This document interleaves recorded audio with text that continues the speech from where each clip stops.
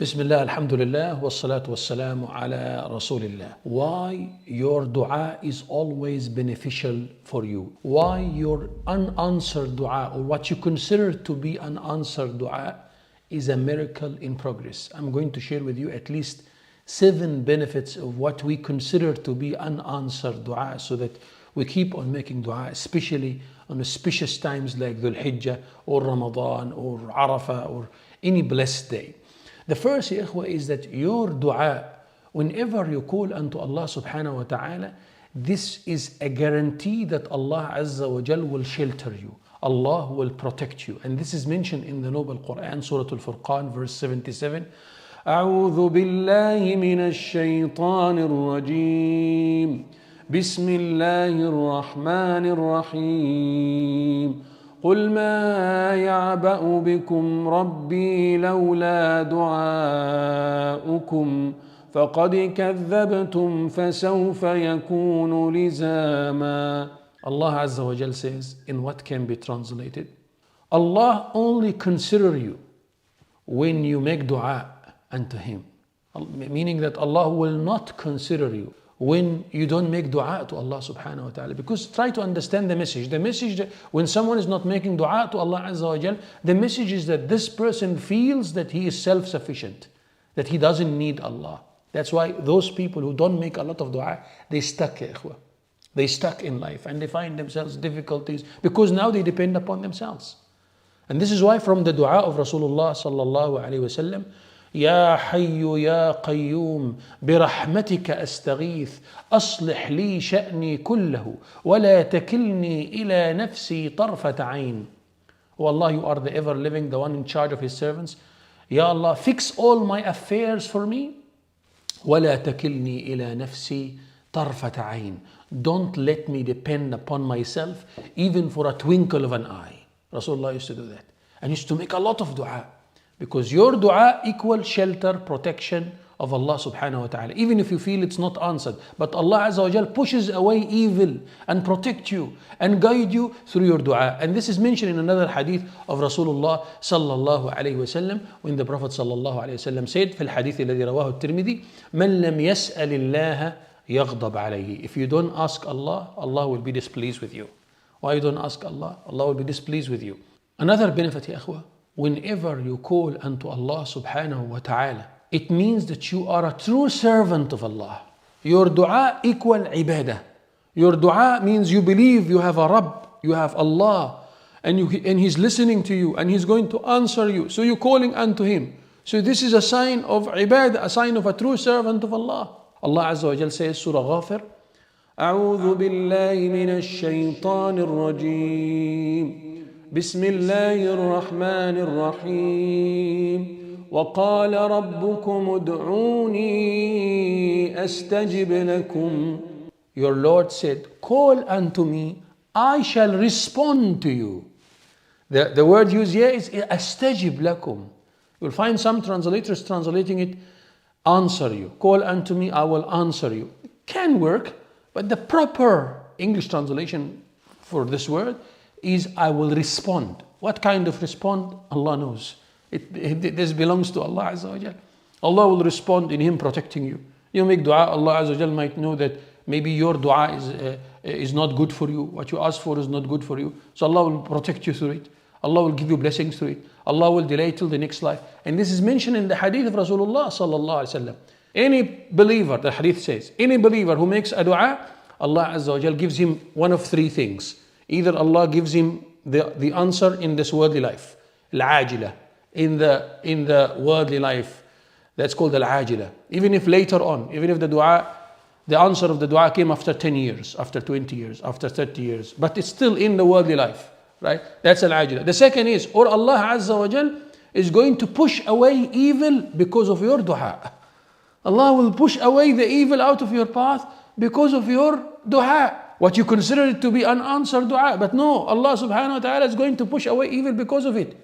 Or Allah will store it for you till the next life. Narrations mention that when people who made a lot of dua in dunya, when they see in the akhirah, on the day of judgment, the reward that Allah stored for what is considered to be unanswered by us in the worldly life, they would wish that all their du'as were not fulfilled in the worldly life because of the great thawab that Allah subhanahu wa ta'ala keeps for the believers in the next life.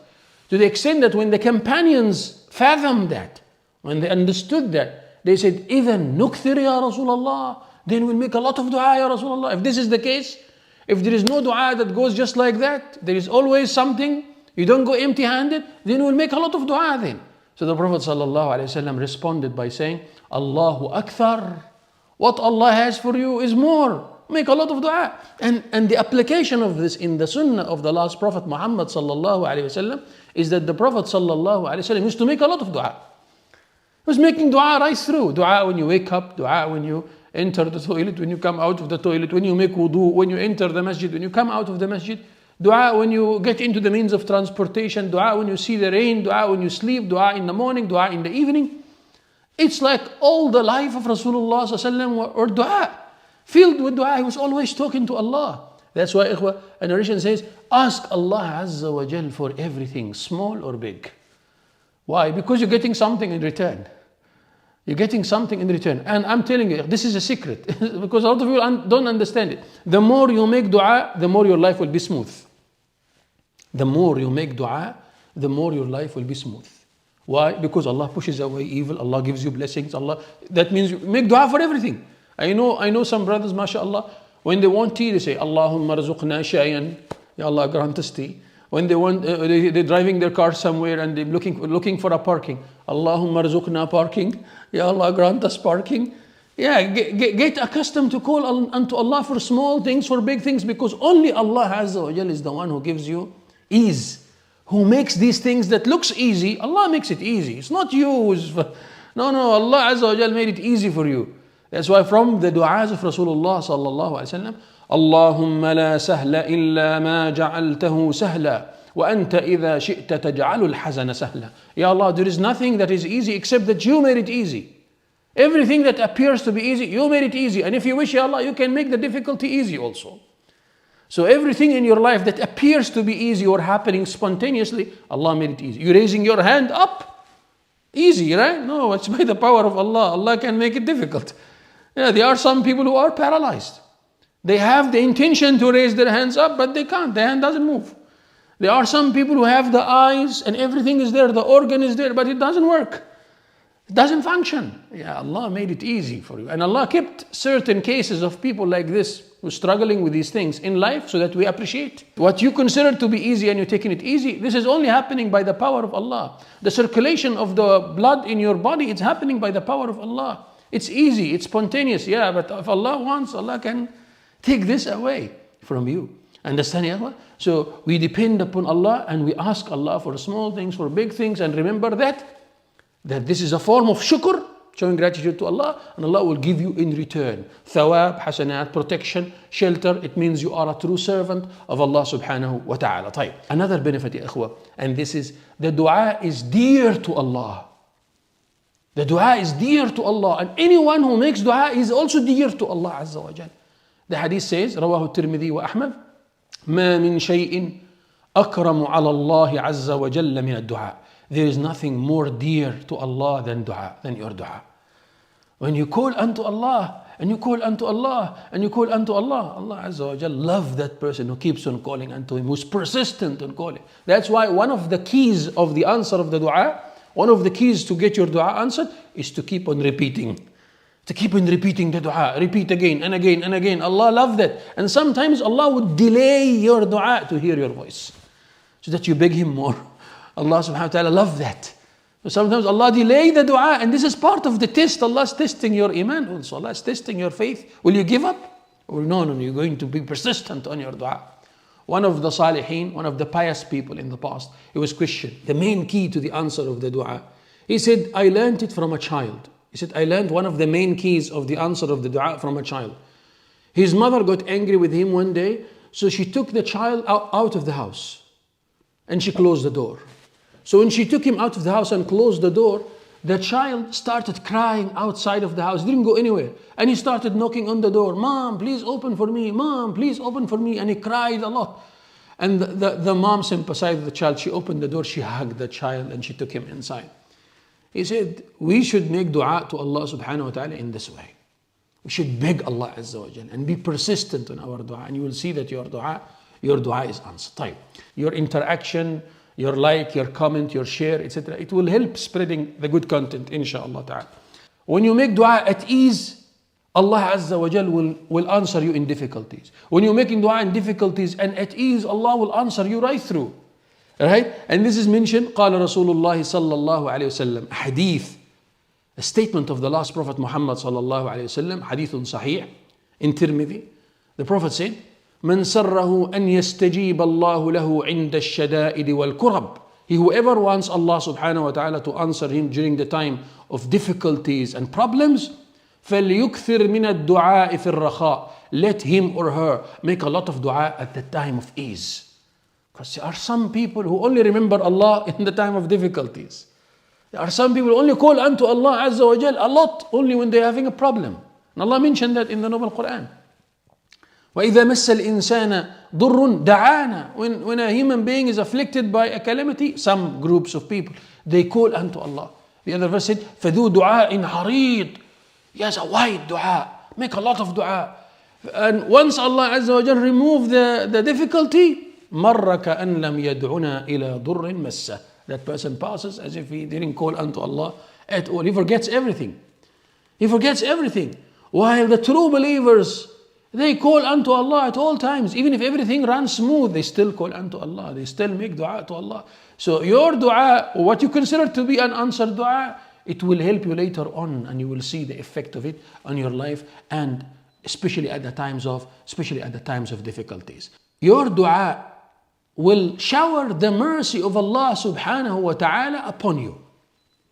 Every single dua you make, Allah open for you the doors of mercy in this worldly life and in the next life. And this is mentioned also in Tirmidhi hadith. The Prophet sallallahu alayhi wa sallam stated, من فتح له منكم باب من أبواب الدعاء فتحت له أبواب الرحمة. The Prophet sallallahu alayhi wa sallam said, anyone who Allah subhanahu wa ta'ala opened for him a door of dua, meaning that he was inspired to make dua.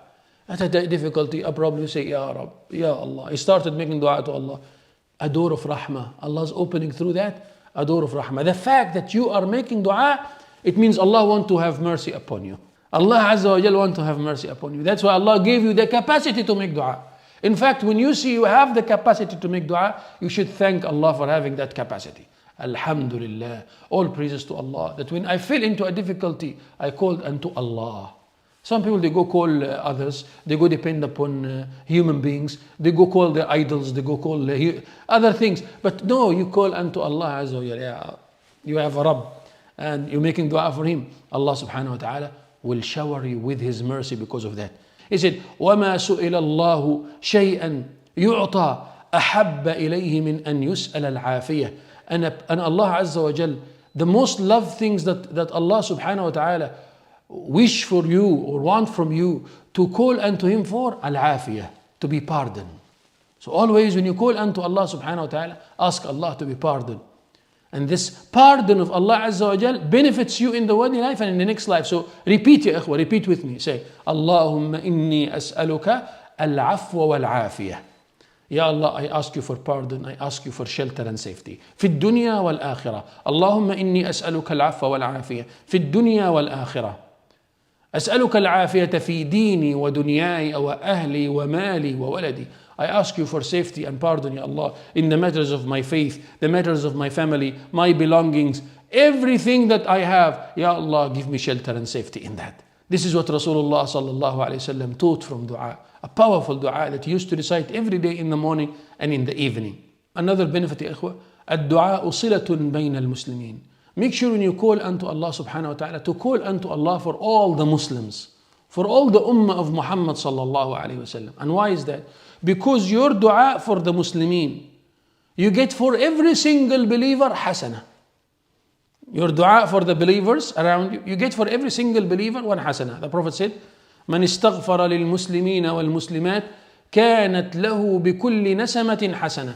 Anybody who make istighfar to the believers, for every single believer you get one hasana. So you say, Ya Allah, forgive all the Muslims, those who passed away and those who are alive. You forgive them all. How many of them?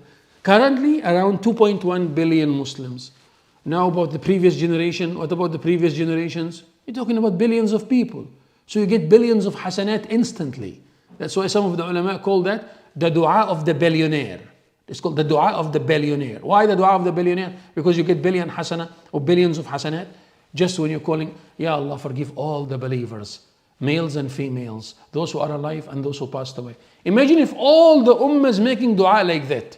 If every single individual in the ummah is making dua for the ummah, then even if you passed away in the grave, that you are benefiting from the dua of someone who is alive in America, someone who is making this dua in Australia, in Canada, in Europe, in India, anywhere around the world. You're getting benefit while you are in the grave.